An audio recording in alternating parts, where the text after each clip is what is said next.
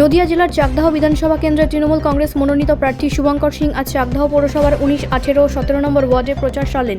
ঢাক, আদিবাসী নৃত্য সহ একাধিক মানুষের উপস্থিতি আজকের প্রচারের ছিল লক্ষণীয়। সূর্যের প্রখর রোদকে উপেক্ষা করে সাধারণ মানুষ তার এই পদযাত্রায় পা মিলিয়েছে। তবে প্রার্থী সহ প্রত্যেকে দেখা গেল এই গরমে একটু ডাবের জল খেয়ে তৃষ্ণা নিবারণ করতে।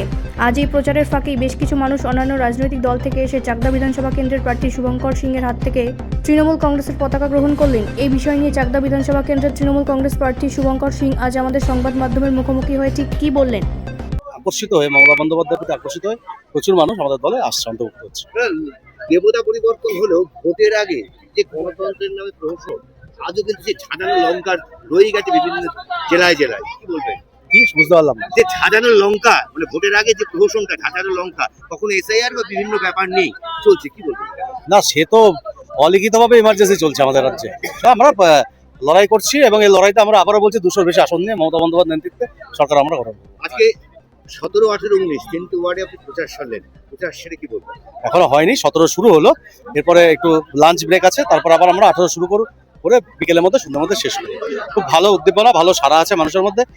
এই বিধানসভা এবার আমরা জিতছি, শুধু সময়ের অপেক্ষা। আপনি চাকদা টাউন সভাপতি, চাকদা টাউনের একাধিক ওয়ার্ডে আপনাদের তৃণমূল মনোনীত প্রার্থী প্রচার সারছেন, কি বলবেন? প্রচারে প্রচন্ড সাড়া, যে ওয়ার্ডে আমরা যাচ্ছি প্রতিদিনই মানুষের সাড়া পাচ্ছি।